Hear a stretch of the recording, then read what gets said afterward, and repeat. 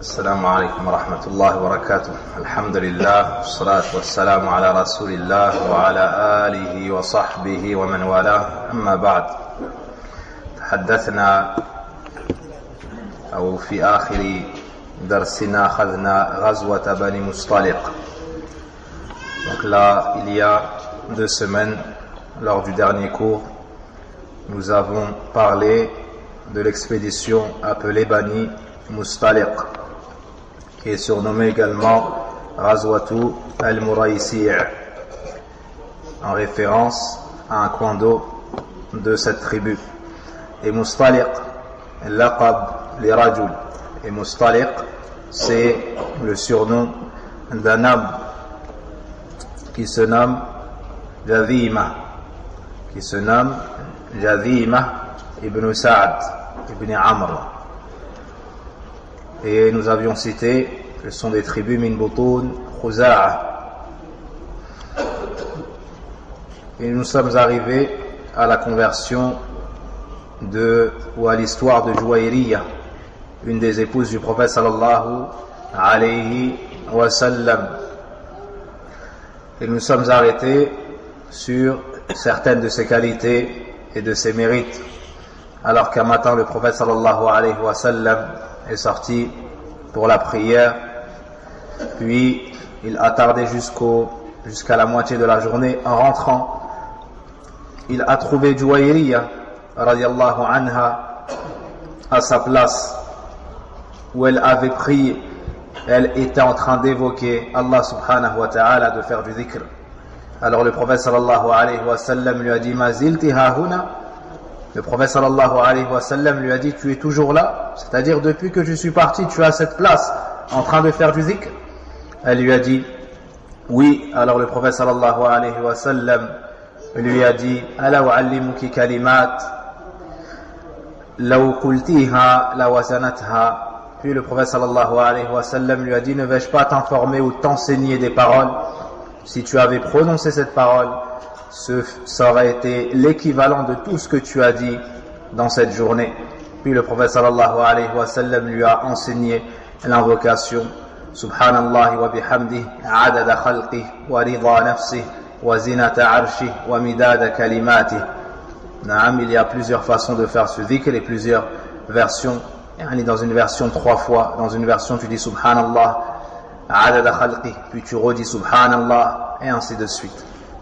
Tout cela nous montre quoi? La grande valeur de Juwayriya, sa piété et sa dévotion, et le fait qu'elle faisait beaucoup de dhikr radiyallahu anha. Wa tuwfiyat sanata 50 wa qad balagat min umriha 70 sana. Et Juwayriya radiyallahu anha est décédée en l'an 50 après al-Hijra, alors qu'elle avait atteint 70 ans. لأن النبي صلى الله عليه وسلم تزوجها وهي ابنة 20 سنة. Car le prophète sallallahu alayhi wa sallam l'a épousée alors qu'elle avait 20 ans. Et Marwan ibn al-Hakam, le gouverneur de Médina à l'époque, est celui qui a prié sur elle, radiyallahu anha.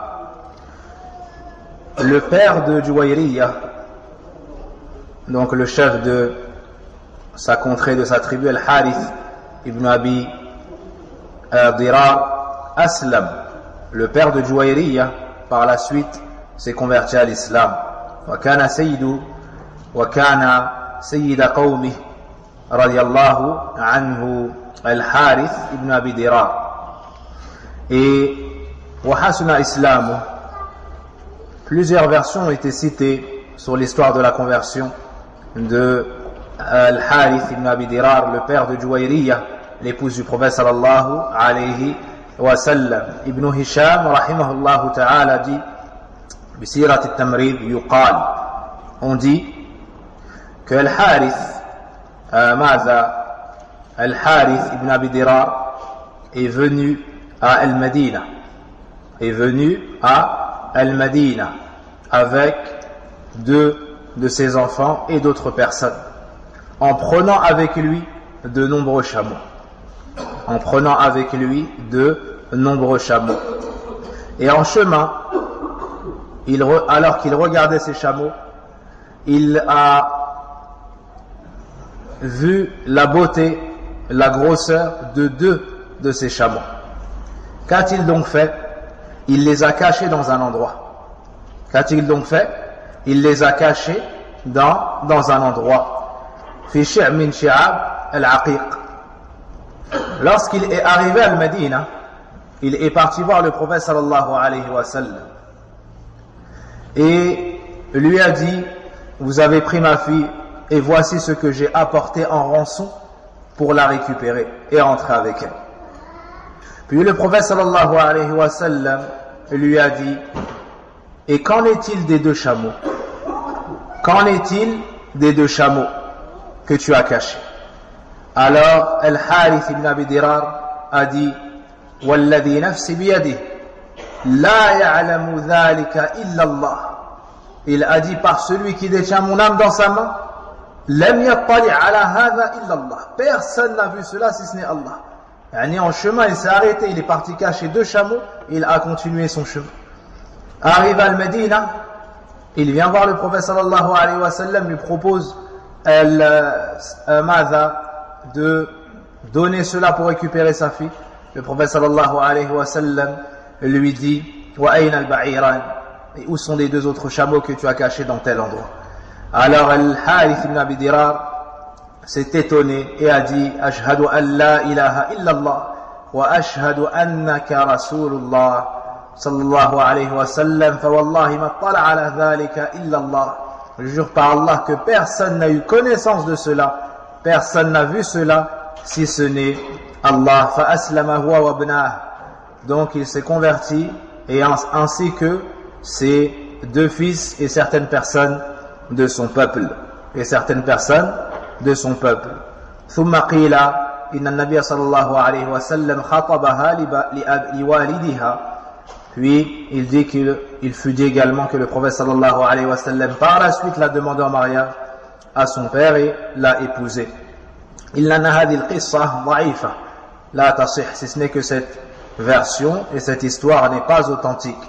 لأن النبي صلى الله عليه وسلم تزوجها بعد إسلامها نعم ولم يأتي بعد والده ولم يسلم بعد نعم, car en effet, comme nous l'avions vu, Juwayriya s'est converti avant cela, نعم, et le prophète sallallahu alayhi wa sallam l'a épousé. Mais ولكن ثبت إسلامه كما عند أحمد رحمه الله تعالى. Donc l'imam Ahmad rapporte la version de sa conversion, c'est que le Harith rahimahullah radiyallahu anhu, lorsqu'il est venu à Al-Madina, le prophète sallallahu alayhi wa sallam l'a invité à l'islam et il a embrassé l'islam. Puis le prophète sallallahu alayhi wa sallam l'a invité à la salat, il a accepté la salat. Puis le prophète sallallahu alayhi wa sallam l'a invité à la zakat, il a accepté la zakat. Puis il a dit: ya Rasulallah, arji'u ila qawmi fa'ad'uuhum ila al-islam wa ajma'u laka zakawatihim. Alors le prophète, Al-Harith ibn Abi Dirar a dit au messager d'Allah: laisse-moi retourner dans mon peuple. Et vous avez su que c'était Sayyidu Qawmi, c'est le chef de son peuple. Je vais les inviter à l'islam.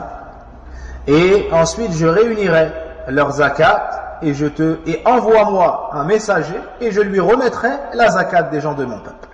Le prophète sallallahu alayhi wa sallam lui a dit: fais cela. Si ce n'est qu'en rentrant, après avoir fait cela, Rasulillah ta'akhar. En attendant, Al-Harith n'a pas vu venir le messager du messager d'Allah sallallahu alayhi wa sallam. Et il sait que le prophète sallallahu alayhi wa sallam ne manque jamais à sa kalima, ne manque jamais à sa promesse. Alors il a eu peur qu'Allah subhanahu wa ta'ala soit en colère contre lui, ou bien que le prophète sallallahu alayhi wa sallam soit en colère contre lui. Qu'a-t-il donc fait? Il a réuni les gens de son peuple et il leur a raconté sa crainte, il leur a raconté ses peurs. Puis ils se sont dirigés vers Al-Madina. En chemin, il a rencontré une délégation envoyée par le prophète sallallahu alayhi wa sallam. Pourquoi cela? Car en réalité, celui qui avait été envoyé par le prophète sallallahu alayhi wa sallam, qui se nomme Al-Walid ou Al-Walid ibn Uqbah, en réalité, Al-Walid ibn Uqbah ne s'est pas rendu jusqu'à Al-Harith. Mais en chemin, il a eu peur, il a fait demi-tour. En chemin, il a eu peur et il a fait demi-tour. Puis il a dit au prophète sallallahu alayhi wa sallam, imtana'a min ada'i az-zakah wa hawala an yaqtulani. Qu'a-t-il dit? Il a fait demi-tour sans aller voir Al-Harith et il a prétendu qu'Al-Harith a refusé de donner la zakat. Plus encore, il a tenté de l'assassiner. Suite à cela, le prophète sallallahu alayhi wa sallam a envoyé des hommes voir Al-Harith. Al-Harith, lui, en réalité, était dans son peuple et attendait l'émissaire du prophète sallallahu alayhi wa sallam. Lorsque ça a tardé, il a eu peur qu'Allah soit en colère contre lui. Il a eu peur que le prophète sallallahu alayhi wa sallam soit en colère contre lui et qu'il se soit produit quelque chose. Donc il s'est déplacé lui vers le prophète sallallahu alayhi wa sallam. En chemin, il rencontre un groupe. Il leur dit, où allez-vous? À qui avez-vous été envoyé? Ils lui disent, à toi. Il leur dit, pourquoi cela? Et ils lui ont raconté qu'on a prétendu à son sujet qu'il avait refusé de donner la zakat et qu'il avait tenté de tuer Al-Walid ibn Uqbah. Alors il a dit que c'est faux, il a raconté la vraie version et il est parti voir lui-même le prophète sallallahu alayhi wa sallam. Et par la suite, Allah a révélé Suratu Al-Hujurat. Et on trouve dans Suratu Al-Hujurat, Ya ayyuhalladhina amanu in ja'akum fasiqun binaba'in fatabayyan an tusibu qawman bijahalatin wa antum la tash'urun. Ô vous qui avez cru, si un pervers vous vient, vérifiez l'information. Vérifiez l'information, de peur de nuire un peuple sans vous rendre compte. Sans vous rendre compte. Si c'est une personne de confiance, de droiture qui vient te donner l'information, tu l'acceptes. Mais si c'est une personne douteuse ou une personne connue pour le mal, tu ne donnes pas suite à sa parole. Tu la vérifies. Tu la vérifies. فتصبحوا على ما فعلتم نادمين.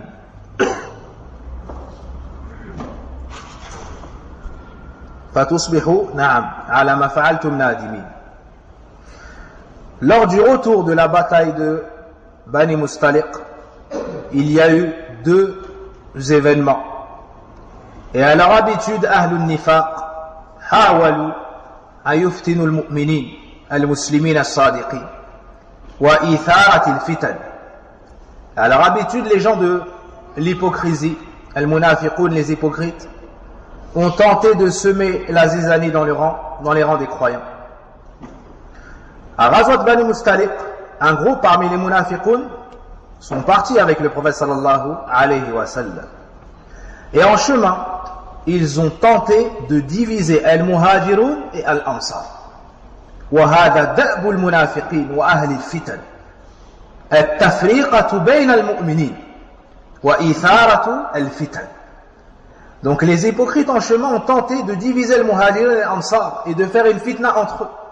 Et ça, c'est l'habitude des hypocrites en tout temps et en toute époque. Essayer de troubler les croyants et de les diviser. Séparer les gouverneurs du peuple, séparer les ulama du peuple et séparer les croyants entre eux. Et ça, c'est un concept satanique qui est ancien. C'est un concept satanique qui est ancien, à l'image des Sahara yufarriquna bayna al-mar'i wa zawjihi, à l'image des sorciers qui séparent en faisant du sihr entre l'homme et son épouse. Al-munafiqun ont fait deux choses au retour de cette bataille. Ils ont fait deux choses. La première, c'est celle qu'on vient de citer. Essayer de diviser entre eux al-muhajirun et al-ansar et faire une fitna entre eux. La deuxième, c'est hadithatul ifk. C'est l'histoire de la calomnie qui a été lancée sur notre mère Aïcha, as-siddiqa, at-tahira, radiyallahu anha. Quant à la première histoire, Zayd ibn al-Arqam, ou bien Zayd ibn Arqam, ainsi que Jabir ibn Abdullah, radiyallahu anhum, nous raconte ce qu'ont fait les hypocrites. Il nous dit donc, Zayd, radiallahu anhu, kuntu fi Gaza. Dans la version de l'imam Ahmed et d'autres, on voit que c'est Ghazwatu Bani Mustaliq. فسمعت عبد الله بن أبي ابن سلول يقول لا تنفقوا على من عند رسول الله حتى ينفضوا من حوله ولئن رجعنا إلى المدينة لا يخرجن الأعز منها الأذل. Zayd ibn Arqam, qui est un jeune compagnon, sur le chemin du retour a entendu Abdullah ibn Ubay ibn Salul. Qui est Abdullah ibn Ubay ibn Salul? Le chef des hypocrites al-Khabith, Ra'sul Munafiqin. Il l'a entendu dire quoi? Ne dépensez plus rien pour le messager d'Allah, ou pour ceux qui se trouvent auprès du messager d'Allah plutôt, jusqu'à ce qu'il s'éloigne de lui. Hein? Et ça, c'est une tariqa min ahli shar. Le fait de ne pas donner aux gens de la vérité pour essayer de les faire s'éloigner des gens de la vérité. Lakinna ahl al-haq yathbutun. Si ce n'est que les gens de la vérité, ils ne marchent pas avec la dunya, elle reste ferme, même si tu lui enlèves l'argent. Tu vas pas réussir à le faire dévier et l'emmener dans le mal parce que tu le tiens avec l'argent là. Sahib al-haq, il sait que son risque, il vient d'Allah Azza wa Jalla. Et que toi, tu n'es qu'une cause pour passer d'une main à une autre. Et avant que tu viennes, il avait son risque. Et après ta mort, s'il reste, il aura son risque. Tant que son âme est dans son corps. Tant que son âme est dans son corps, son risque est là. Garanti par Allah subhanahu wa ta'ala, Rabbul Alamin. Alors Abdullah ibn Ubay ibn Salul a dit cette très mauvaise parole. Ne dépensez pas pour ceux qui se trouvent auprès du messager d'Allah jusqu'à ce qu'ils s'éloignent de son entourage. Et si nous revenons à Médine, le puissant fera sortir le faible. Le plus fort fera sortir le plus faible. Qu'est-ce qu'il entend par le plus fort? Hein? C'est qui est-ce qui est voulu par le plus fort? Lui-même, il parle de lui et de son groupe. Et le par le plus faible. Wal'iyadhu billah.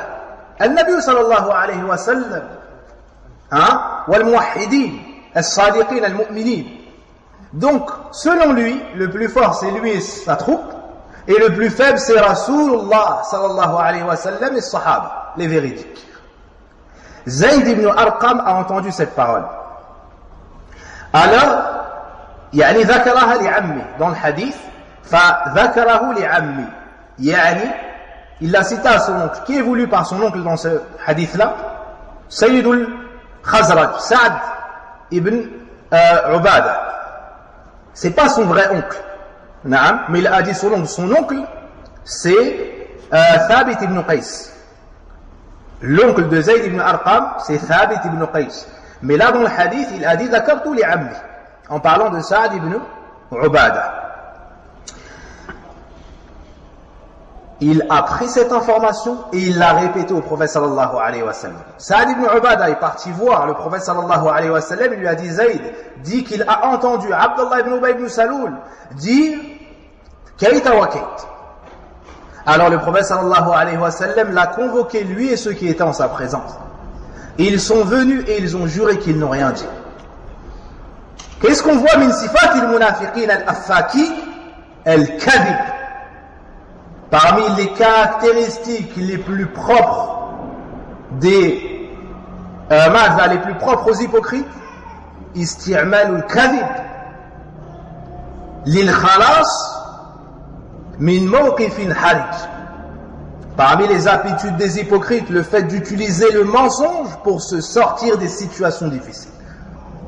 Amma sadiqi, ils font comme Ka'b ibn Malik, celui qui a su que rien n'allait le sauver chez Allah Azza wa Jal, si ce n'est al-sidq ma'a Allah Azza wa Jal. Ya ayyuhalladhina amanu ittaqullaha wa kunu ma'a as-sadiqin. Abdullah ibn Ubay ibn Salul a juré que c'est faux. Il a démenti Zayd radiallahu anhu qui est véridique, et Allah sait qu'il est véridique. Et vous allez voir la finalité de celui qui est véridique, même lorsqu'on ne le croit pas. Donc lui avec son groupe, et c'est le chef de son groupe, et ils sont nombreux, et lui c'est un jeune tout seul. Zayd radiallahu anhu nous dit فَكَذَّبَنِي رَسُولُ اللَّهِ وَصَدَّقَ. Zayd nous dit un grand malheur et une grande épreuve qui l'a touché. Il dit le prophète sallallahu alayhi wa sallam m'a donc démenti et il l'a cru. Il m'a donc démenti et il l'a cru. فَأَصَابَنِي هَمٌّ لَمْ يُصِبْنِي مِثْلَهُ. Zayd a dit, alors j'ai été touché d'une tristesse par laquelle je n'avais jamais été touché auparavant. Le messager d'Allah, le bien-aimé d'Allah, qui ne prend pas mon témoignage, qui rejette ma parole et prend une autre parole, c'est une musiba azima jiddan. C'est une musiba. Lorsque tu es proche de quelqu'un, tu lui dis une parole, et ça n'est pas qu'il ne te croit pas, mais il doit vérifier ou bien regarder que les preuves pour être juste, ça te touche. Quand tu sais que tu es véridique, ça te touche. Ça, là. Là, on parle de qui? Le prophète sallallahu alayhi wa sallam. Alors il nous dit فَأَصَابَنِي هَمٌّ لَمْ يُصِبْنِي مِثْلَهُ. J'ai donc été touché par une tristesse par laquelle je n'avais jamais été touché auparavant. فَجَلَسْتُ فِي الْبَيْتِ. En apparence, on pourrait croire qu'ils sont déjà arrivés à Médine. Non, ils sont en chemin. Donc il s'est retiré et il est resté dans son endroit. فَقَالَ لِعَمِّي. Mon oncle m'a dit, Yani, regarde tout ce que tu as fait, regarde la situation. Regarde la situation. Que s'est-il passé ensuite? فَأَنزَلَ اللَّهُ سُبْحَانَهُ وَتَعَالَى سُورَةَ الْمُنَافِقِينَ. Allah subhanahu wa ta'ala, à la suite de cet événement, a révélé سورة المنافقين. فَبَعَثَ إِلَيَّ رَسُولُ اللَّهِ صلى الله عليه وسلم. Quand la sourate a été révélée, immédiatement le prophète sallallahu alayhi wa sallam a envoyé quelqu'un voir Zayd pour lui dire Allah t'a ماذا صدقك. Yani Allah a certifié tes dires. Allah a dit que tu es véridique. Allahu Akbar. Regardez la finalité, subhanallah, de celui qui est véridique, même si les gens ne prennent pas son témoignage et ne prennent pas sa parole. Si tu es véridique, alladhi yusaddiqu lak ou yusaddiquk huwa Allah subhanahu wa ta'ala. Huwa Allah subhanahu wa ta'ala. Allah a révélé du Coran pour démentir Abdullah ibn Ubay ibn Salul et l'humilier, lui et son groupe, et pour montrer la véracité d'un jeune parmi as-sahaba. D'un jeune parmi as-sahaba. Rawahu al-Bukhari. Et lorsque le prophète sallam voyait Zayd, il disait هذا الذي أوفى الله بأذنه. نعم زكاه هذه تزكية عظيمة جدا من عند الله تبارك وتعالى ثم رسوله الكريم عليه الصلاة والسلام. فكانت هذه منقبة لزيد ibn Arqam radiallahu anhu. Et ceci était par la suite une des grandes qualités par laquelle se distinguait Zayd ibn Arqam. C'est qu'Allah Azza wa Jal l'a rendu véridique d'au-dessus de sept cieux, d'au-dessus de son trône, subhanahu wa ta'ala, et a révélé suratu al-Munafiqin. Et qu'est-ce qu'on trouve dans suratu al-Munafiqin? يقولون لئن رجعنا إلى المدينة ليخرجن الأعز منها الأذل ولله العزة ولرسوله وللمؤمنين ولكن المنافقين لا يفقهون. Allah subhanahu wa ta'ala a cité les paroles de Abdullah ibn Ubay ibn Salul pour montrer que Zayd ibn Arqam était véridique et pour mettre à sa place humilié Abdullah ibn Ubay ibn Salul.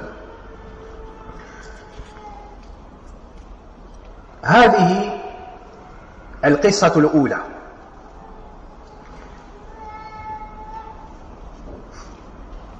Un deuxième événement, et en réalité c'est la cause de ce qu'on vient de raconter, c'est qu'un homme parmi le Muhajirin a mis un coup à un homme parmi l'Ansar.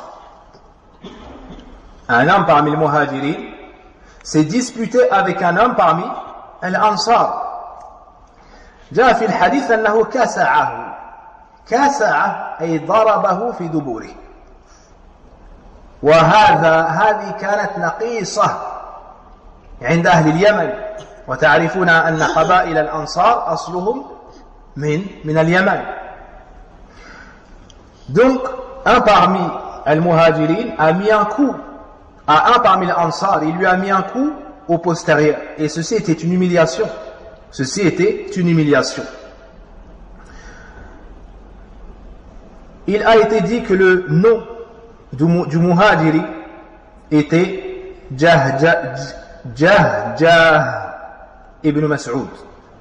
Jahjah ibn Mas'ud. Et que le nom du Ansari, Sinan ibn Wabar.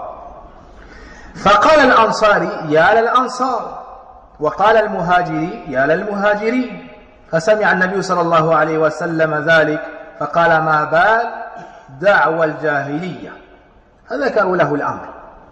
Donc suite au coup reçu, celui des Ansar a dit à moi ô les Ansar, et celui des Muhajirin a dit à moi ô les Muhajirin.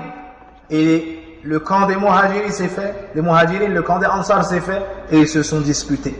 Quand le prophète sallallahu alayhi wa sallam a entendu cela, il a dit comment osez-vous prononcer le discours des gens de la Jahiliya? C'est ta'assub, le fanatisme. Yani moi je fais partie des Ansar, toi tu fais partie des Muhajirin. Naam, toi tu fais partie de telle couleur, moi de telle couleur, toi de telle ville, moi toi de telle ville, toi de tel pays. Ça c'est haram en islam. Ça c'est haram en islam. Naam, al-ta'assub. Là, dans l'islam, c'est al-wala pour celui qui dit ashhadu an la ilaha illallah wa ashhadu anna Muhammad rasulullah waltazama dhalik.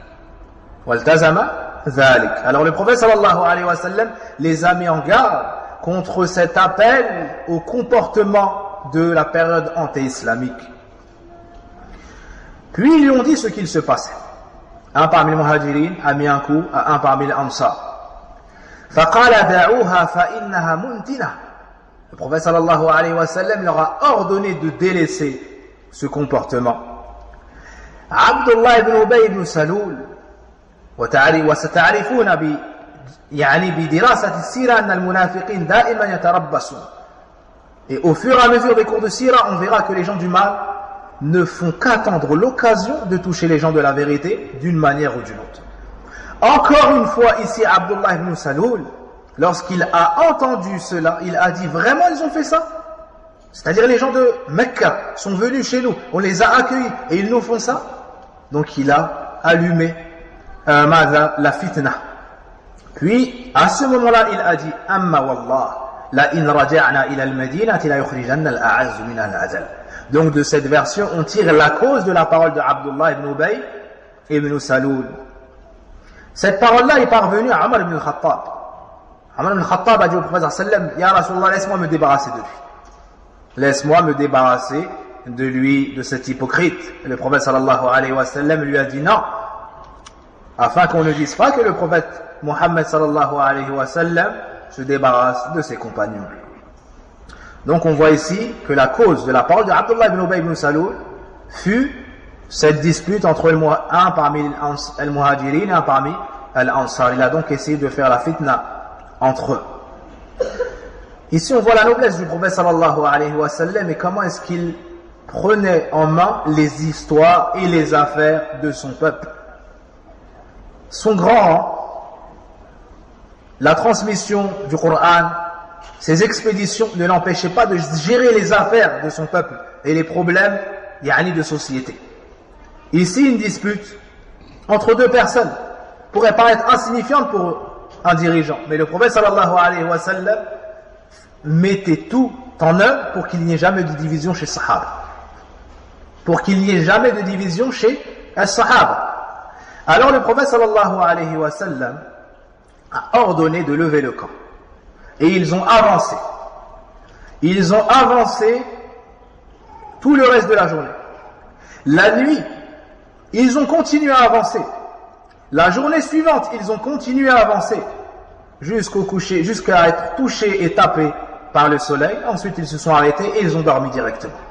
Observez ici la sagesse du prophète sallallahu alayhi wa sallam pour éteindre la fitna et la faire disparaître et ne pas laisser rallumer cette fitna qui que ce soit. Les savants disent quelle est la sagesse d'avancer à cette allure? Quelle est la sagesse de ne pas marquer de pause? C'est pour ne pas laisser d'occasion à qui que ce soit de reparler du sujet. Il ne les laissait pas penser à la fitna, reparler de la fitna et ainsi de suite. Donc c'est comme cela que doit être al-muslihoun wa ahlul ilm wa talabat al-ilm. Lorsqu'il y a une fitna entre les croyants, ils doivent tout faire pour l'éteindre et non pas la propager, la répandre et l'allumer. Non pas la propager, la répandre ou l'allumer. Quand c'est entre eux, ahlul iman.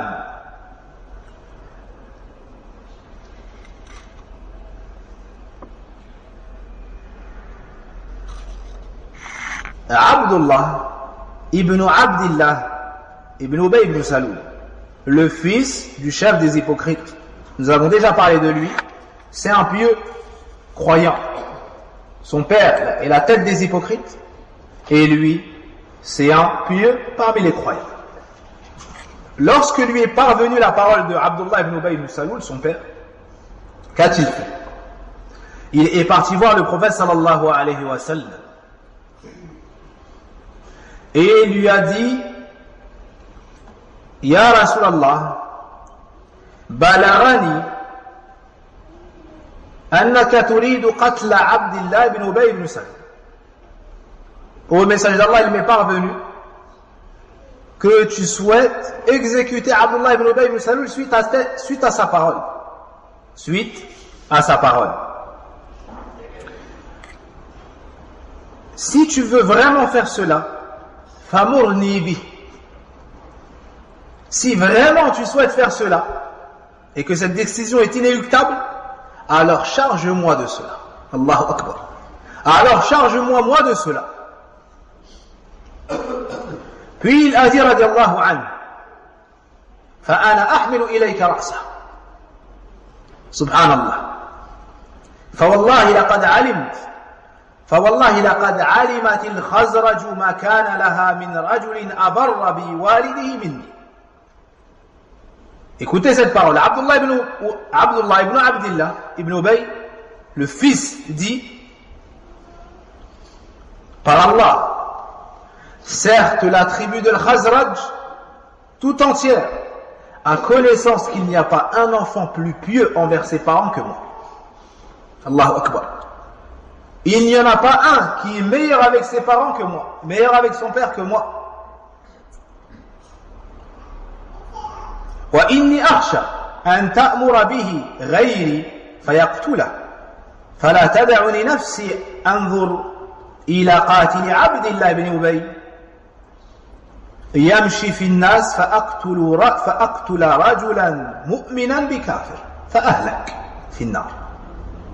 Il dit: je crains que si tu ordonnes une autre personne que moi pour cette tâche, par la suite je croise celui qui aura exécuté Abdullah ibn Ubay ibn Saloul et que je ne réussisse point à me contenir, alors je me venge pour mon père mushrik en exécutant un mu'min.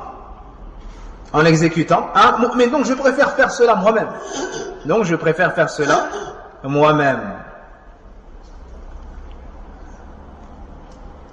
Et le prophète sallallahu alayhi wa sallam a dit: bel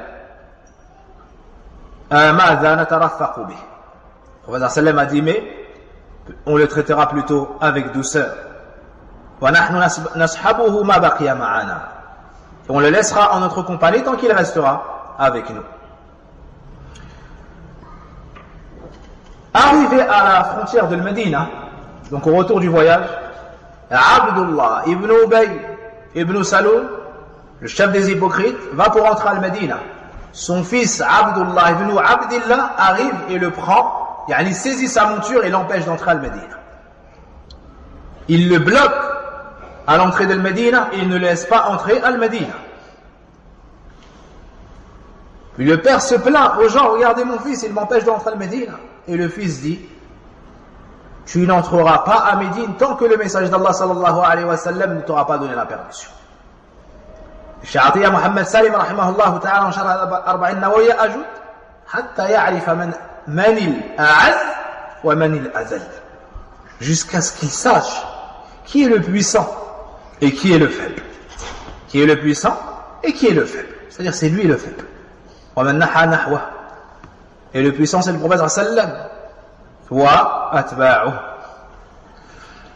Cette qissa a été discutée par les savants du hadith, et dans l'isnad il y a un inqita', il y a la chaîne de transmission n'est pas liée, donc il y a une faiblesse. Voici la première partie des événements au retour de la bataille de Bani Mustaliq. Le deuxième volet de notre soirée, wa nas'alullah subhanahu wa ta'ala at-tawfiq wa as-sadad, est hadithatul ifk, l'histoire de la calomnie qui a été faite à l'encontre de notre mère Aïcha radiyallahu anha.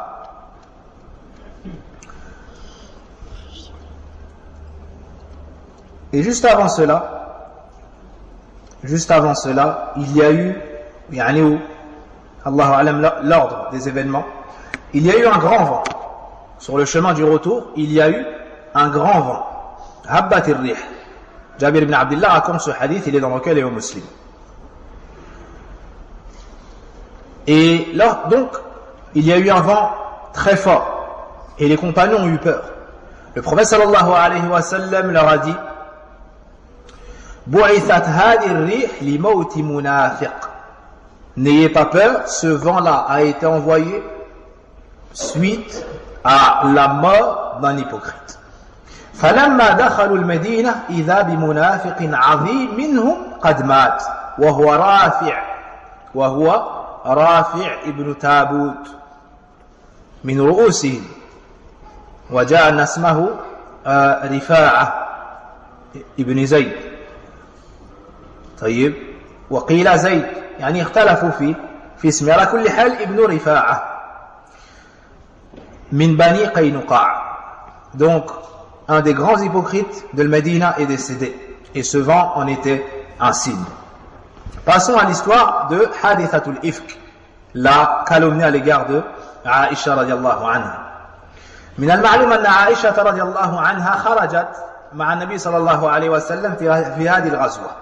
C'est connu que Aïcha est partie à cette bataille avec le prophète sallallahu alayhi wa sallam. L'imam al-Bukhari et l'imam Muslim nous racontent cette histoire. Et dans le Bukhari, c'est le hadith 4750. Elle nous dit رضي الله عنها كان رسول الله صلى الله عليه وسلم إذا أراد أن يخرج أقرع بين نسائه. Aïcha nous dit, quand le messager d'Allah sallallahu alayhi wa sallam faisait un voyage, une expédition, il faisait un tirage au sort entre ses femmes pour désigner celles qui l'accompagneraient. فخرج سهمي فخرجت مع رسول الله صلى الله عليه وسلم. Donc, c'est lors d'une expédition, il a entrepris cela, et c'est moi que le sort avait désigné. C'est elle qui a été choisie. Elle accompagna donc le prophète sallallahu alayhi wa sallam.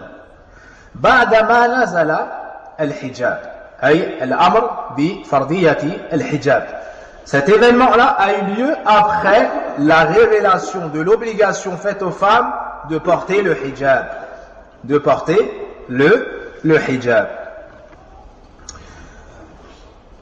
بعد أن فرغ رجع إلى المدينة وأذن ليلة بالرحيل. Sur le retour de la bataille de Bani Mustaliq, une nuit, le prophète sallallahu alayhi wa sallam a ordonné le retour, a ordonné que le campement se lève et le retour vers Al-Médina. Elle nous dit فتجهز الناس فلمست صدري إذا بفقدان قلادتي. Elle a mis sa main sur sa poitrine et elle s'est rendue compte de quoi? Qu'elle avait perdu son collier. En réalité, Aïcha radiallahu anha s'était éloignée pour un besoin. Et sur le retour, elle a mis sa main sur sa poitrine et elle s'est rendue compte que son collier était tombé. De plus, c'était un collier que sa sœur Asma radiallahu anha lui avait prêté. Donc elle est revenue sur ses pas et elle a cherché le collier.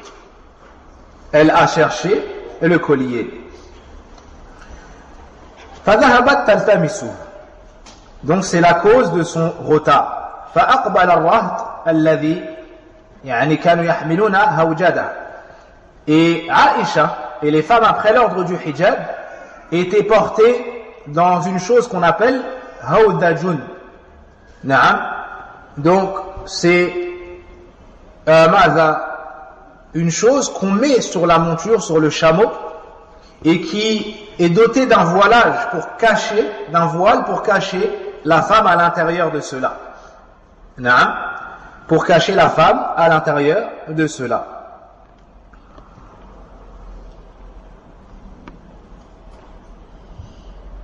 Donc les gens qui étaient chargés de ce qu'on appelle son palanquin sont venus pour partir. Et ils ont cru que Aïcha radiallahu anha était à l'intérieur de cela. Ils ont donc porté son palanquin, ils sont partis. Et elle nous dit radiallahu anha, وفي هذا الوقت كانت النساء خفافا وكنت جارية لم أحمل اللحم. Et elle nous dit à cette époque les femmes étaient fines et j'étais une jeune fille et je n'avais pas encore pris de poids. Je n'avais pas encore pris de poids. Et elle nous dit également qu'à l'époque les filles, les femmes mangeaient très peu. À l'époque, les femmes mangeaient très peu. Et elle nous dit وَكُنْتُ جَارِيَةً حَدِيثَةَ السِّنِّ. Et elle nous dit j'étais une jeune fille. Alors quand elle a retrouvé le collier, elle est revenue au camp. Elle a trouvé que le camp était parti. Qu'est-ce qu'elle a fait de par sa grande intelligence de laquelle Allah l'a dotée? Elle s'est dit je vais rester à ma place. Ainsi, lorsqu'ils vont se rendre compte de mon absence, ils vont revenir me chercher à cet endroit.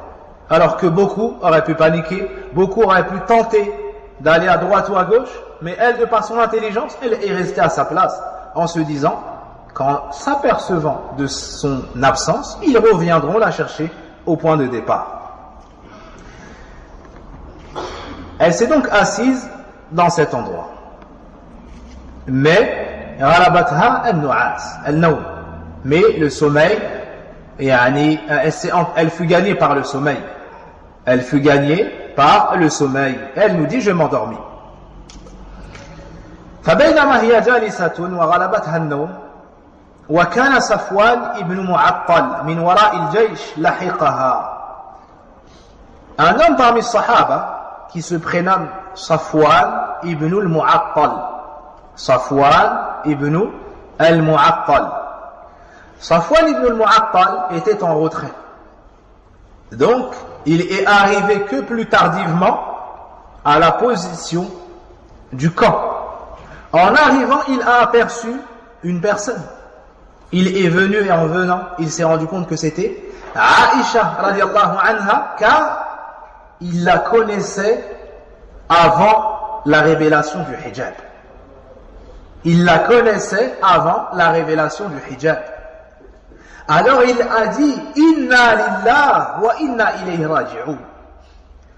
Cette parole-là, on l'appelle l'istirja'. Inna lillah wa inna ilayhi raji'un. C'est Allah que nous appartenons et vers lui que se fera notre retour. Lorsque Safwan a prononcé ces mots, ça a réveillé Aïcha. Ça a révélé Aïcha. Fakhammarat wajhaha bijilbabiha. Elle a pris son djilbab, lorsqu'elle a ouvert les yeux, elle a vu Safwan, elle a pris son djilbab et elle a couvert son visage. Quelle fut la première réaction de Aïcha radiallahu anha? La première réaction, elle s'est couverte avec son djilbab. Elle s'est couverte avec son djilbab. Et il la connaissait donc d'avant le verset Mada du hijab, d'avant l'ordre du hijab. Puis elle nous montre la noblesse de Safwan, sa piété et son élévation qu'Allah lui a accordée dans le comportement. Elle nous dit au sujet de Safwan radiallahu anhu, Wallahi ma kallamani kalimatan. Elle dit, je jure par Allah qu'il ne m'a pas dit ne serait-ce qu'une seule parole. Il ne lui a pas dit, mais que fais-tu là? Comment se fait-il que? Est-ce qu'il y a... Pas une parole. Ma kallamani kalimatan. Wala sami'tu minhu kalimatan. Et je n'ai pas entendu de lui une seule parole. Ghayr istirja'. Si ce n'est lorsqu'il a dit Inna lillah wa inna ilayhi raji'un. Fanaha rahilata. Qu'est-ce qu'il a fait? Il a fait descendre sa monture. Elle est montée sur la monture. Puis il s'est mis devant elle et il a dirigé sa monture. Il ne s'est pas mis derrière elle. Il ne lui a pas dit une seule parole. Ta'ziman li'ildi al-Rasul sallallahu alayhi wa sallam wa takriman li zawjati. Pourquoi il ne lui a pas dit une seule parole? Par pudeur envers le message d'Allah. Il a immensifié le rang de la nubuwa il a grandifié la place de Aïcha, l'épouse du prophète sallallahu alayhi wa sallam. Alors il a détesté lui parler alors que son époux n'était pas présent. Il a donc avancé et il se mettait devant elle. Et on voit ici donc la grande piété de Safwan ibn Mu'attal radiyallahu anhu. La cause du retard de Safwan ibn Mu'attal, c'est que c'était quelqu'un qui avait un sommeil très lourd. C'est une personne qui avait un sommeil très lourd. C'est pour ça qu'il a pris du retard sur le groupe, le bataillon. Et lorsqu'Allah Azza wa Jalla veut un bien pour une personne, il décrète les causes. Il décrète les causes. Subhanahu wa ta'ala. Ensuite, ils ont rattrapé le bataillon. Lorsque nous arrivâmes ainsi auprès des troupes qui venaient de camper au moment de la canicule de midi. Donc ils ont rattrapé le camp dans un moment de forte chaleur. Aïcha radiallahu anha nous dit ensuite وَكَانَ الَّذِي تَوَلَّى الْإِفْكِ عبد الله ibn Ubay ibn Salul. Aïcha nous dit, des gens m'avaient calomnié, c'est-à-dire en l'accusant d'adultère, wal-'iyadhu billah.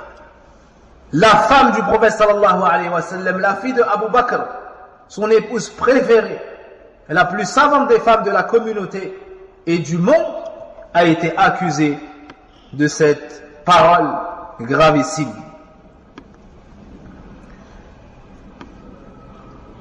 Et qui est-ce qui avait été l'instigateur de toute cette fitna? Encore une fois, Abdullah ibn Ubay ibn Salul, le chef des hypocrites.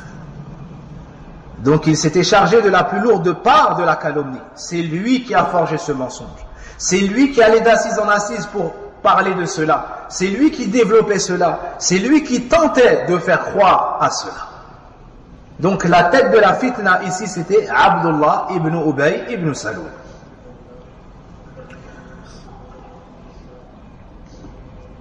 Donc vous imaginez cette scène. Ils arrivent, lui devant, elle sur la monture. Et ils entrent et Abdullah ibn Ubay ibn Salul commence à dire regardez, qu'est-ce qu'il fait avec elle? Et ce genre de paroles. Et ce genre de paroles. Puis il va dans une assise et il lance son venin. Puis il va dans une autre assise et il lance son venin. Puis il va dans une autre assise et il lance son venin. Mais de par le caractère vil de l'état de son cœur et donc de sa langue et donc de ses actions, il s'arrange pour ne jamais dire je. Il s'arrange pour dire on dit, on raconte. Vous avez entendu? Pour que jamais son nom ne sorte. Au cas où une personne répète, il dira ah non, moi je n'ai pas dit ça. Moi ça m'est parvenu, je voulais savoir, je voulais demander.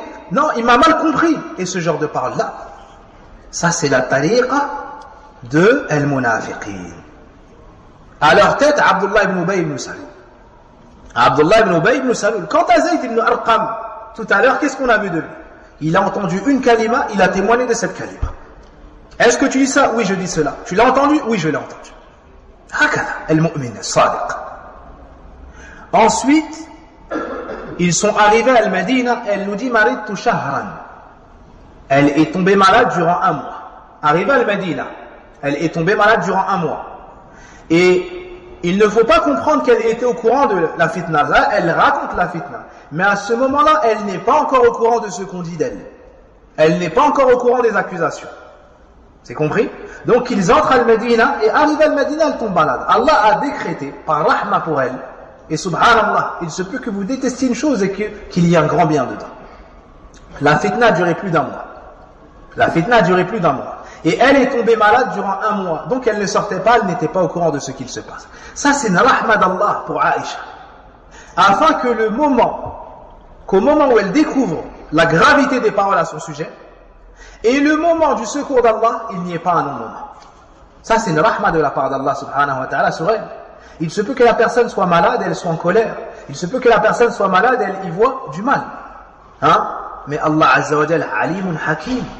Allah est sage dans son décret et dans ce qu'il faut, de ce qu'il fait tabaraka wa ta'ala. Donc elle nous dit, je suis tombée malade durant ou pendant un mois. Et c'est à ce moment-là que les gens répandaient les propos des calomniateurs, sans que je fusse au courant. Mais elle a remarqué juste une seule chose.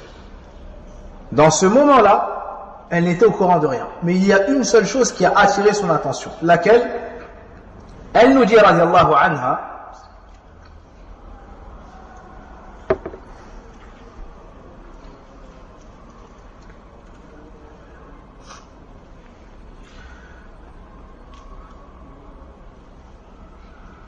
non.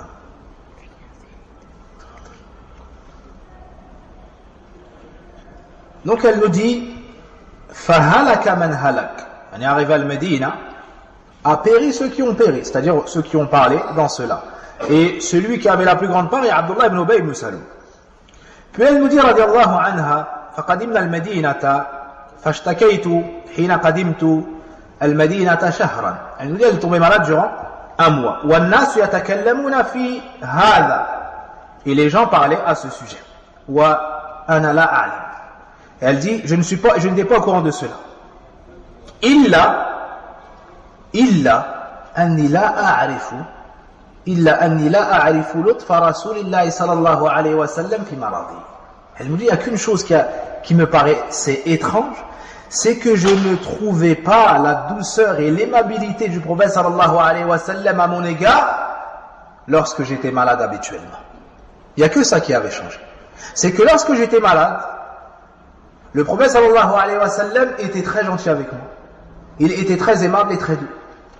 Et là, je ne remarquais pas cela de sa part.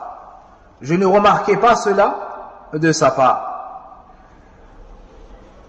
Elle nous dit, إنما كان يدخل فيسلم ثم يقول كيف أتيكم أي كيف حالكم كيف حالها. Une seule chose, il rentrait, il passait le salam et il demandait de mes nouvelles. C'est tout. Il rentrait, il passait le salam, il disait comment va-t-elle ou comment vas-tu. C'est tout. Et elle ne reconnaissait pas sa douceur qu'elle lui connaissait habituellement. Puis il partait. Elle nous dit, radiallahu anha, lorsqu'elle s'est remise un peu de sa maladie, elle nous dit, kharajtu laylan liqada'i hajatin wa ma'i ummu mistah. Elle dit, une nuit, je suis sortie pour un besoin, accompagnée de ummu mistah. Ummu mistah, radiallahu anha, hiya bint Abi Ruhm ibn Abdi Manaf. Ummu mistah, c'est une proche de Abu Bakr. C'est une proche de la famille de Abu Bakr. Sa kunya est Umm Mistah et hiya bintu Abi Ruhm ibn Abdi Manaf. Wa madha hiya khalatu Abi Bakr. C'est la tante maternelle de Abu Bakr, si je ne me trompe pas. C'est la tante maternelle de Abu Bakr radiyallahu anha.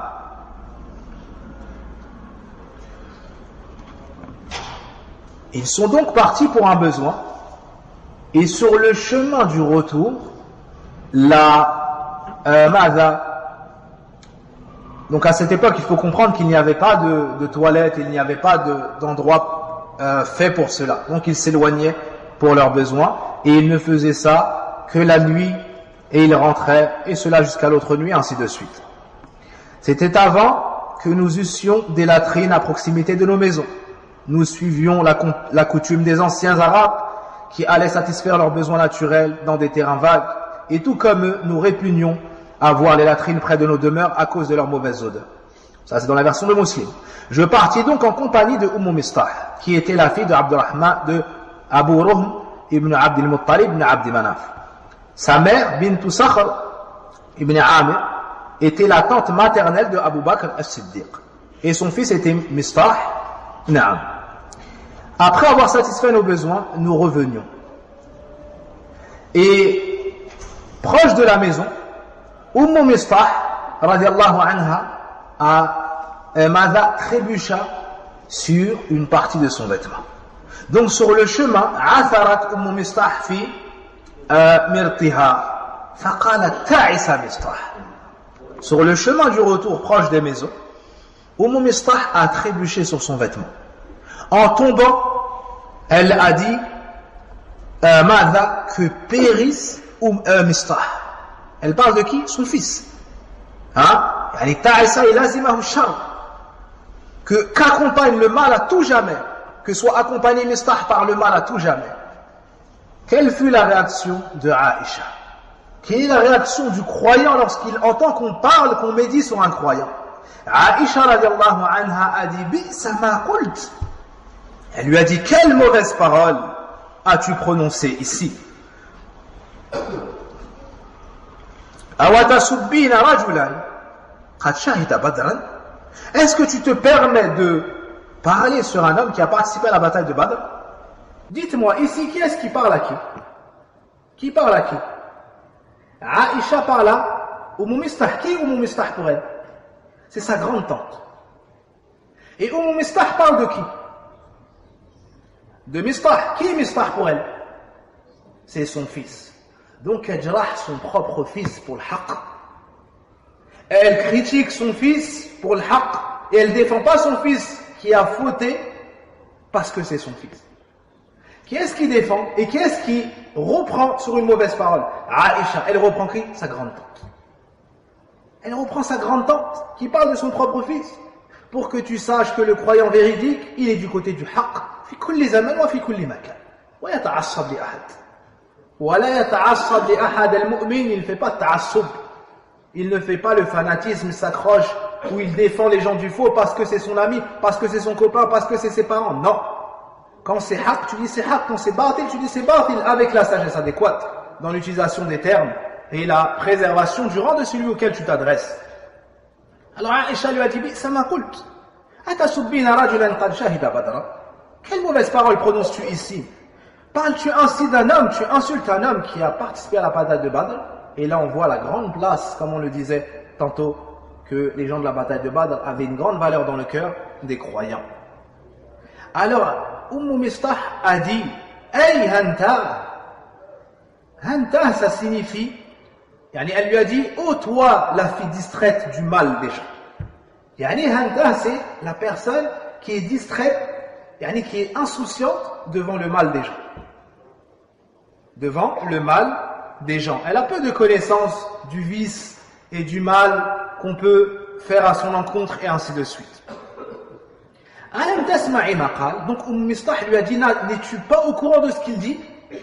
Parce que 3 parmi les sahaba sont tombés dans cette fitna. C'est les munafiqun qui l'ont faite, qui l'ont propagée et qui avaient une mauvaise intention dessus, la nuisance du prophète sallallahu alayhi wa sallam. C'est ça leur intention. Quant à ces 3 compagnons, à savoir Mistah ibn Uthatha, Hamna bint Jahsh, qui est la sœur de Zaynab, l'épouse du prophète sallallahu alayhi wa sallam. Je répète, Mistah, Hamna bint Jahsh et Hassan ibn Thabit. Ces 3 personnes ont répété la parole des calomniateurs. C'est une faute et ils ne sont pas infaillibles. Un sahabi n'est pas infaillible. Personne n'est infaillible après le prophète sallallahu alayhi wa sallam. Mais ça n'était pas la même intention, bien évidemment, ni le même rôle, ni les mêmes agissements. Alors à ce moment-là, Mistah a informé Aïcha de ce qui se disait sur elle. Ça n'est qu'à ce moment-là qu'elle a su ce qu'on disait à son sujet. Donc elle nous dit, aussitôt elle me raconta ce que disaient les calomniateurs. Je devins alors plus malade quand je rentrais chez moi. Pendant 1 mois, elle est tombée malade. Puis lorsque ça allait mieux, suite à cette information, elle est tombée malade et plus encore. Elle nous dit, radiallahu anha, donc lorsqu'elle a su la parole des gens de Al-Ifk, Al-Ifk ça veut dire le grand mensonge. Fazada maradi. Et sans aucun doute, c'est une épreuve incommensurable. Une des choses les plus difficiles pour une femme pieuse, c'est qu'on touche à son honneur dans sa noblesse et sa préservation de sa personne et de sa partie. Subhanallah. Tu dis d'une femme chaste qu'elle a commis le péché, c'est la pire chose qu'on puisse mettre sur son dos. Que dire alors s'il s'agit de l'élite parmi les croyantes, la très véridique fille du très véridique Aïcha? Que dire alors s'il s'agit de la fille de Abu Bakr, le véridique de la communauté? Que dire alors s'il s'agit de l'épouse préférée du meilleur des hommes et messagers, Nabiyuna sallallahu alayhi wa sallam? Elle est innocente. Elle sait qu'elle est innocente. Et elle sait qu'on dit cela dehors et que ça va arriver aux oreilles de son père. Quelle douleur va toucher son père? Elle est innocente. Elle sait qu'elle est innocente. Et elle sait que ses paroles se propagent dehors et qu'ils vont arriver à qui? Aux oreilles de sa mère. Quelle douleur va la toucher? Elle est innocente. Elle sait qu'elle est innocente et que ses paroles se propagent dehors et que ça va arriver aux oreilles du messager d'Allah, son époux, sallallahu alayhi wa sallam. Quel tourment le touchera alors? Donc, hada ibtila'un 'azim. Et souvenez-vous qu'Allah Azza wa Jal éprouve les gens en fonction de leur foi. Donc la lourdeur de l'épreuve nous montre la grandeur du iman de Aïcha, radiyallahu anha, la plus savante des femmes, radiyallahu anha. Donc elle est opprimée dans cette calomnie. لما جاءها النبي صلى الله عليه وسلم كعادته استأذنت منه فقالت رضي الله عنها تأذن لي أن آتي أبوي. Lorsque le prophète sallallahu alayhi wa sallam lui est venu comme à son habitude, il la salua, lui dit « Comment allez-vous » Elle lui a dit « Me permets-tu de me rendre chez mes parents » Me permets-tu de me rendre chez mes parents? Pourquoi ça? Elle nous dit radiyallahu anha ماذا يعني تتيقن الخبر. Pourquoi? Pour vérifier, être sûr de cette information. Donc ça c'est le comportement des croyants. Et Annie, lorsqu'il y a une chose qui te parvient, ne te presse pas. Ne te presse pas de changer de comportement avec les gens qui ont été cités, ne te presse pas. Mais vérifie, prends du recul dans la fitna. Non, reviens aux gens de confiance, demande, prends du recul. Demande à Allah de te raffermir pour dire les paroles de vérité. Et dans l'aisance, dans la difficulté, dans la colère et dans la tranquillité. Donc elle nous dit, je voulais à ce moment-là m'assurer auprès d'eux de la nouvelle. Le message d'Allah sallallahu alayhi wa sallam lui permet cela. Et ici tu tires isti'dhan al-mar'a li zawjiha 'inda iradati al-khuruj. Et tu vois ici un des adab, c'est que la femme hiya tasta'dhin, elle questionne son époux avant d'aller chez ses parents. À plus forte raison pour une autre chose. À plus forte raison pour une autre chose. Et il ne convient pas à l'homme d'empêcher la femme de faire birrul walidayn ou de visiter ses parents de manière, yani bil ma'ruf, de manière, yani comme c'est connu. Comme c'est connu, à la fréquence qui est connue. Ensuite, lui, s'il a un besoin particulier, à ce moment-là, il sera privilégié, sans aucun doute. Elle ne devra pas montrer quelques répulsions ou colère suite à son refus. Naam. Elle est donc venue chez ses parents et a dit, Ya ummata, ô chère mère, ma tahaddatha an-nas. Ô chère mère, que racontent les gens à mon sujet? Ô chère mère, que racontent donc les gens? La mère de Aïcha, c'est Roman. Roman, radiallahu anha, lui a dit, Ya bunayya, ô ma chère fille, hawwini alayki, فوالله لقلما كانت امرأة قط وضيئة عند رجل يحبها ولها ضرائر إلا أكثرت عليها. Roman a eu un comportement exemplaire. C'est qu'elle a apaisé sa fille par des paroles sages et convenables dans ce genre de situation. Elle lui a dit « Ya bunayya ». Et là tu tires le bon comportement qu'avaient les sahaba. Comment est-ce qu'ils appelaient leurs enfants? Comme dans Qissat Luqman dans le Coran, « Ya bunayya la tushrik billah ». Ya abati, ya bunay, inni ara fil manam. Et ici tu entends la parole de Roman, ya bunayya, oh ma petite fille. Hada adabun jam, ça c'est un bon comportement et une douceur et une miséricorde des parents envers les enfants, de les appeler par des noms affectueux, na'am, de leur donner des surnoms affectueux, wa hakadha. Elle a donc dit, oh ma petite fille, ne t'en fais pas, hawwini ala nafsik. Et c'est ainsi que doit être celui qui reçoit une personne éprouvée. Lui dire des paroles qui vont l'apaiser, qui vont la tranquilliser, et non pas développer encore plus la fitna dans son qalb et la tourmenter encore plus et d'immensifier la fitna. Non. Roman a dit Hawini alayk. Ne t'en fais pas. Ne t'en fais pas. Puis elle lui a dit, par Allah, il est bien rare qu'une jolie femme aimée de son mari et ayant des co-épouses ne soit pas l'objet de leur commérage. Donc, Roman a dit à Aïcha, tranquillise-toi. C'est une chose connue. Lorsqu'il y a une fille et qui est aussi charmante que toi et que son mari l'aime et qu'elle a des co-épouses, c'est courant qu'elle parle et qu'il y a des soucis et qu'elle sois tranquille. Elle a voulu par cela la tranquilliser, alors que l'histoire en réalité est bien plus énorme que cela. Alors que l'histoire en réalité est bien plus énorme que cela. Quelle fut la réaction de Aïcha? Qalat, Subhanallah, awaqad tahaddatha an-nas bihadha. La parole de Aïcha, dhikrullah. Elle s'est sauvée vers qui? Vers Allah Azza wa Jal. Les mots qui sont venus sur sa langue, la mention d'Allah subhanahu wa ta'ala. Pour que tu sois ainsi, il faut que tu sois une personne connue pour le dhikr. Pour qu'en temps de fitna, en temps d'épreuve, ce qui sort sur ta bouche, ce soit dhikrullah, il faut que tu sois quelqu'un qui, dans les ans des gens, fait beaucoup de dhikrullah. Et que ton cœur soit rempli de ta'limullah, de l'amour d'Allah. Et que tu saches que ton secours n'est qu'auprès d'Allah. Donc elle a dit Subhanallah. Exempté soit Allah de tout défaut. Alors ils l'ont véritablement dit. Alors ils disent véritablement cela de moi. Elle nous dit radiallahu anha fabakitu tilka al-layla. Elle a dit j'ai pleuré toute cette nuit. Hatta la yarqa'u laha dam'un. Elle nous dit jusqu'à ce qu'aucune larme n'arriva à s'arrêter. Yani ça ne faisait que couler. Ça ne faisait que couler. Et elle nous dit Wala ajidu naum, et je n'arrivais pas à dormir. Donc, elle n'a cessé de pleurer toute cette nuit. Et elle n'a pas goûté au sommeil, ne serait-ce qu'un instant. Suite à cela, la révélation tardait à venir. Alors le prophète sallallahu alayhi wa sallam da'a Ali ibn Abi Talib wa Usama ibn Zayd yastashiruhuma fi amri ahli ay Aisha fi firaqiha.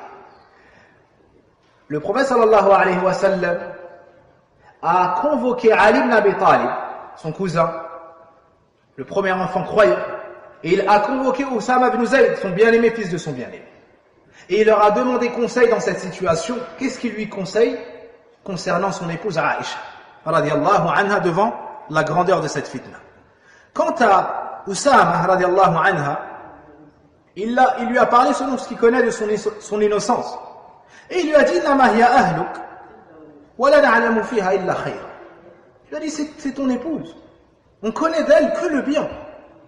Naam, on connaît d'elle que le bien. Quant à Ali radiallahu anha, il lui a dit, Ya Rasulallah, lan yudayyiqillahu alayk, wa nisa'u siwaha kathir. Quant à Ali ibn Abi Talib, lui a dit, ô messager d'Allah,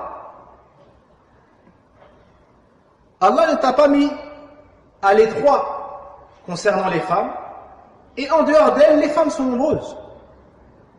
Et en dehors d'elles, les femmes sont nombreuses. Usama ibn Zayd s'est penché sur ce qu'il connaissait de l'innocence de Aïcha radiallahu anha, en occultant les effets et les répercussions. Ali ibn Abi Talib, lui, s'est penché sur la douleur du prophète sallallahu alayhi wa sallam et la nuisance qu'on pourrait faire dans la da'wa du prophète sallallahu alayhi wa sallam avec cette histoire. Donc pour lui, la sagesse était de se séparer de Aïcha pour préserver le prophète sallallahu alayhi wa sallam, et en aucun cas que Aïcha a fait quoi que ce soit.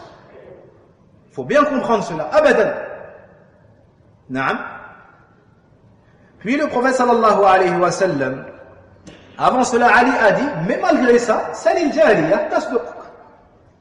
Demande à Barira, la servante, elle te dira la vérité. Alors le prophète sallallahu alayhi wa sallam a dit, oh Barira, qu'as-tu vu de Aïcha? Alors Barira radiallahu anha a dit d'elle que le bien. Elle a dit walladhi nafsi biyadihi, ou walladhi arsalaka bil haqq par celui qui t'a envoyé avec la vérité, je ne l'ai jamais vu faire une action répréhensible. Je n'ai jamais vu d'elle un mal, si ce n'est qu'étant une toute jeune femme, il lui arrive parfois de s'endormir auprès de la pâte à pain de la famille, la laissant ainsi manger par les animaux domestiques. C'est quoi la faute minime de Aïcha? C'est qu'elle est jeune. Donc des fois, il lui arrive de s'endormir près de la pâte à pain, et les animaux domestiques passent par là, ils en mangent.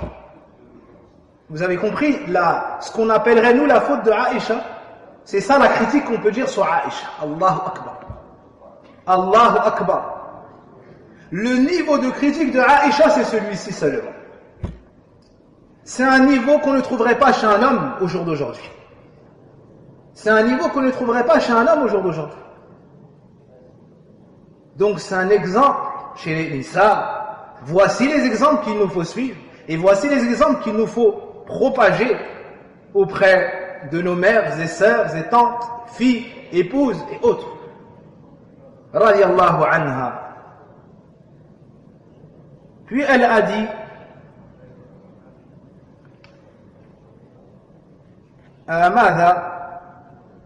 puis le prophète sallallahu alayhi wa sallam s'est rendu à la mosquée. Et dans une autre version, Barira radiallahu anha a dit, subhanallah, je ne connais d'elle que ce qu'on connaît de l'or le plus pur. Je ne connais d'elle que ce que l'on connaît de l'or le plus pur, c'est-à-dire la pureté. Puis le prophète sallallahu alayhi wa sallam, après avoir entendu tout cela, est parti à la mosquée. Qama ala al-minbar, il est monté sur le minbar. Fasta'adhar. Fasta'adhar, ay qala man ya'dhuruni min rajulin qad balagat adahu ahla bayti. Le prophète sallallahu alayhi wa sallam est parti à la mosquée. Il est monté sur le minbar et il a dit au groupe des musulmans, qui me débarrassera d'un homme dont le mal a atteint un niveau tel qu'il a touché les femmes de ma famille. Allahu Akbar. Et ils ont tellement fait du mal au prophète sallallahu alayhi wa sallam jusqu'à parler sur les gens de son foyer. Et ça, c'est lorsque la pudeur sort du cœur de la personne ou que sa foi faiblit. Car l'homme noble, lorsqu'il veut nuire à un homme, on parle des hypocrites ici, lorsqu'il veut nuire à un homme, sa pudeur l'empêche de rentrer dans le sujet des femmes de la famille. La pudeur l'empêche de parler sur les femmes de la famille. Les ulama ont critiqué par exemple les rapporteurs de hadith, et ont critiqué les innovateurs, et ont critiqué les gens de la fitna. Mais ils ne parlent pas des femmes de leur famille, wal-'iyadhu billah, car le noble ne fait pas cela. Mais Abdullah ibn Ubay ibn Saloul, dépourvu de toute pudeur, ne s'est pas purifié de cette action. وأن له ذلك ولا ذنب بعد النفاق فوالله ما علمت على أهل بيتي إلا خيرا. Le prophète sallallahu alayhi wa sallam a donc dit, qui m'excusera, qui me débarrassera d'un homme dont le mal a atteint mon épouse? Je jure par Allah que je ne connais que du bien au sujet de mon épouse. Et l'homme dont on parle est un homme, c'est-à-dire Safwan ibn Mu'attal, est un homme duquel je ne sais que du bien. Et il n'est jamais entré chez mon épouse, si ce n'est en ma présence. Donc le prophète sallallahu alayhi wa sallam a fait les éloges de son épouse, et a fait les éloges de Safwan ibn Mu'attal, radiallahu anhuma, et a dit, qui est-ce qui va me débarrasser de cet homme qui a dépassé toutes les limites? C'est alors que Saad ibn Mu'adh, qui est le chef de la tribu de l'Aws, s'est levé. قام سعد بن معاذ رضي الله عنه فقال يا رسول الله أنا أعذرك منه. Saad ibn Mu'adh a dit, moi je vais te débarrasser de lui, ya Rasulallah. إن كان من الأوس ضربنا عنقه. S'il fait partie de la tribu de l'Aws, il sera frappé au cou. وإن كان من إخواننا الخزرج أمرتنا ففعلنا. Et s'il fait partie de la tribu de nos frères al-Khazraj, tu nous donnes juste l'ordre et ce sera réglé. Regardez la jalousie de Saad ibn Mu'adh pour les femmes de la communauté. Regardez la jalousie de Saad ibn Mu'adh pour l'honneur du prophète sallallahu alayhi wa sallam et son secours pour Aïcha. Et c'est ainsi qu'on doit être le croyant. lorsqu'une croyante est touchée dans son ird, dans son honneur, yardabu lillah, il se met en colère pour Allah tabaraka wa ta'ala, même si c'est pas une femme de son foyer. Yardabu lillahi subhanahu wa ta'ala. فقام سعد بن عبادة وهو سيد الخزرج. Quand Sa'd ibn Ubada a entendu la parole de Sa'd, qui dit que s'il fait partie de la tribu de Khazraj, dont Sa'd ibn Ubada est le chef, on le tapera au cou suite à son ordre. Aïcha, avant de raconter la suite, elle nous dit وَكَانَ قَبْلَ ذَلِكَ رَجُلًا صَالِحًا وَلَكِنْ احْتَمَلَتْهُ الْحَمِيَّةُ. Aïcha radiallahu anha nous dit, auparavant Sa'd ibn Ubada, qui était le chef de Khazraj, était un homme vertueux, mais dont le zèle tribal plongeait dans l'ignorance. C'est-à-dire que tu es en train de parler de sa tribu, c'est lui le chef, c'est pour ça qu'il n'a pas pu se retenir et il est tombé dans cette parole-là. Aïcha, avant de raconter ce qu'il a dit, elle nous dit que c'est quelqu'un de bien. Mais là, le zèle tribal lui a fait dire des paroles qu'il n'a pas su retenir. Qu'est-ce qu'il a dit? Sa'd ibn Ubada a dit à Sa'd ibn Mu'adh radiyallahu anhuma,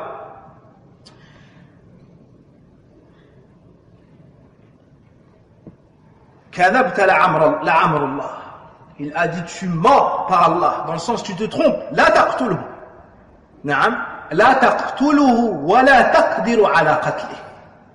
Il lui a dit tu mens par Allah, tu ne le tueras pas et tu n'en as pas la capacité. Alors, pourquoi déjà cette colère? Les savants citaient plusieurs paroles. Ils ont dit qu'ici, Sa'd ibn Ubada est dans l'assise.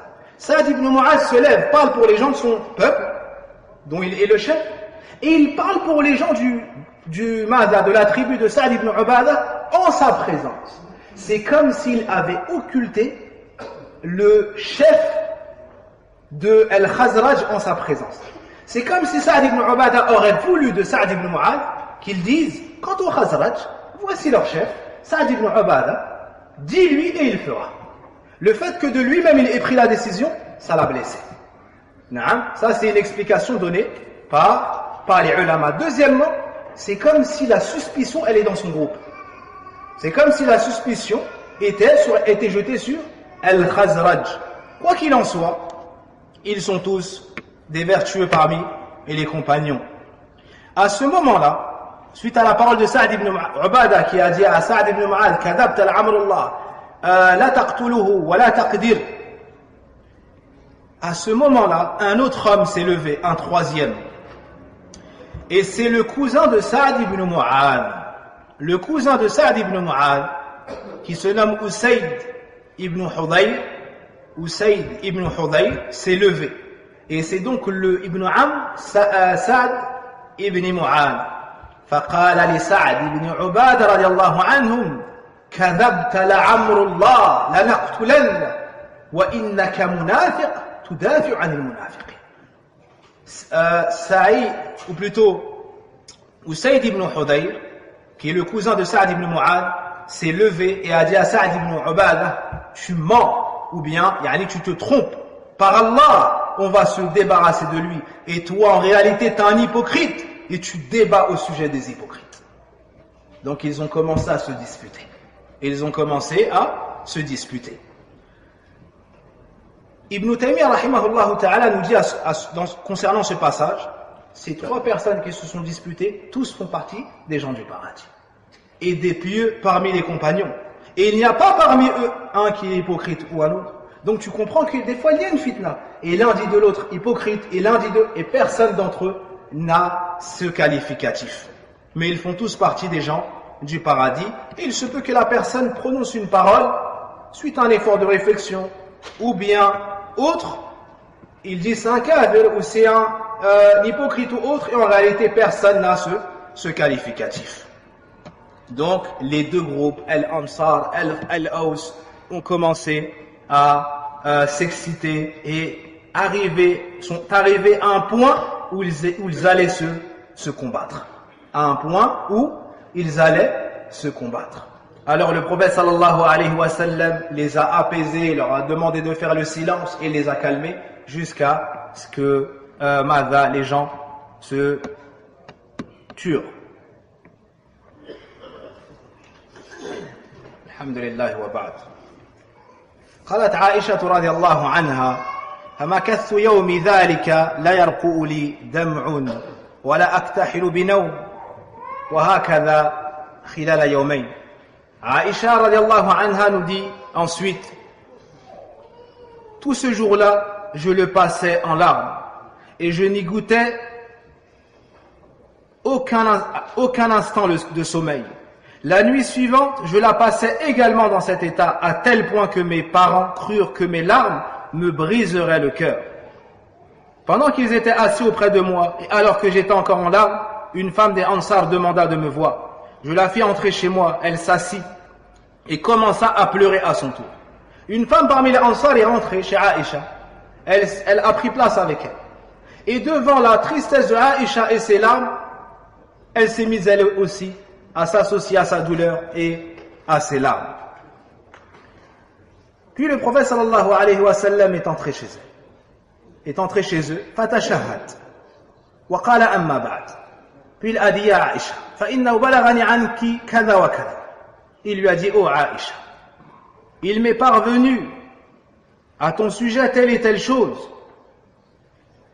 Fa in kunti bari'a fasayubarri'uki Allah.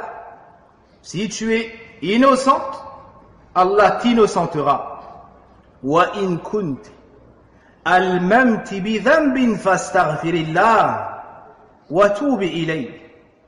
Ay lasti ma'rufa في الإسراء في الذنوب في العصيان ولكن إن قدر عليك بعض الشيء فبالتوبة والاستغفار يمحو الله ذلك. Le prophète sallallahu alayhi wa sallam a dit: si tu es innocente, Allah t'innocentera. Et si tu as pensé à commettre la moindre faute, alors demande pardon à Allah et repens-toi. Car quand le serviteur reconnaît son péché et se repent, Allah accepte son repentir. Faqala sadam. Elle nous dit: mes larmes se sont immédiatement arrêtées. Quand elle a entendu cela du prophète sallallahu alayhi wa sallam, ses larmes se sont arrêtées.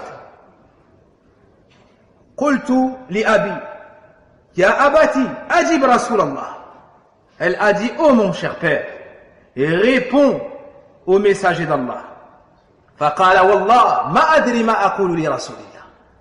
Abu Bakr a dit: je jure par Allah que je ne sais pas quoi répondre au messager d'Allah sallallahu alayhi wa sallam. فقلت يا أمي أجيبي رسول الله. ô chère mère, réponds au messager d'Allah. فقالت والله ما أدري ما أقول لرسول الله. Elle a dit: je jure par Allah que je ne sais que répondre au messager d'Allah. Alors Aïcha radiallahu anha nous dit: وأنا جارية حديثة السن لا أقرأ كثيرا من القرآن.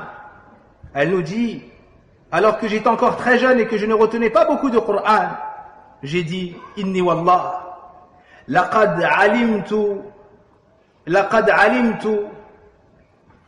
ma sami'tu.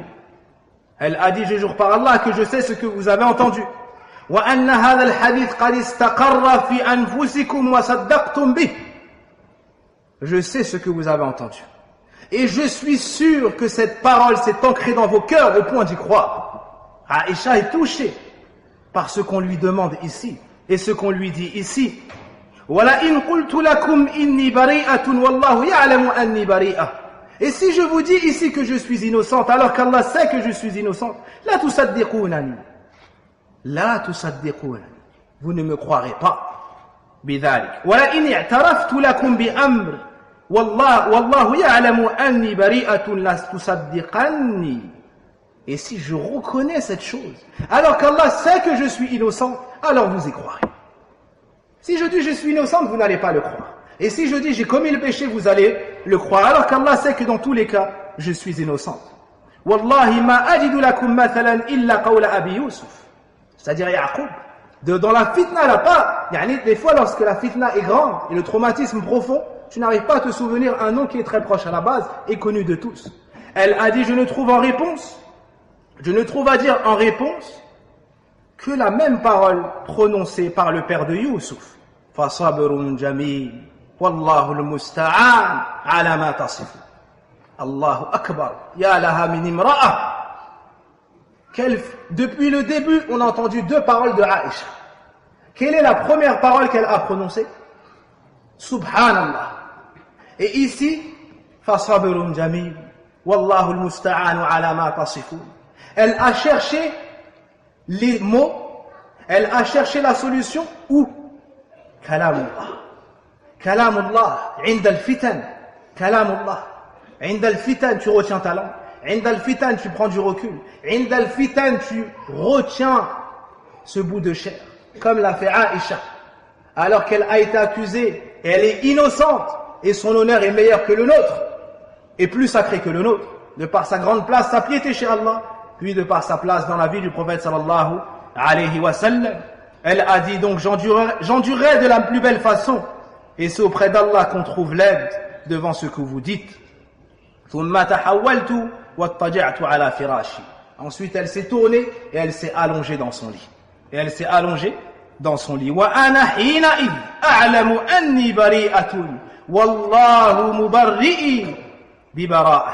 Et elle dit, à ce moment-là, je savais que j'étais innocente et qu'Allah m'innocentera. Puis elle nous dit des paroles d'une personne dont la modestie a rempli le cœur. Walakin, wallahi ma kuntu adhun أن الله منزل في شأني وحيا يتلى ولا شأني في نفسي كان أحقر من أن يتكلم الله في بأمر يتلى ولكن كنت أرجو أن يرى رسول الله صلى الله عليه وسلم في النوم رؤيا يبرئني الله بها. Aïcha radiallahu anha nous dit, je n'aurais jamais cru qu'Allah ferait descendre à mon sujet de la révélation. Je n'aurais jamais cru qu'Allah ferait descendre à mon sujet du Coran. Il me semblait, pour elle, elle dit d'elle-même, que j'étais trop insignifiante pour qu'Allah révèle des versets à mon égard. Elle est dans cette épreuve. Elle ne dit pas, sais-tu qui suis-je? Ne savez-vous pas que? Non. Elle revient vers Allah. Et elle se voit insignifiante, trop insignifiante pour qu'on révèle à son sujet du Coran. Puis elle dit, cependant j'avais espéré que l'envoyé d'Allah verrait pendant son sommeil une vision dans laquelle Allah me déclarerait innocente.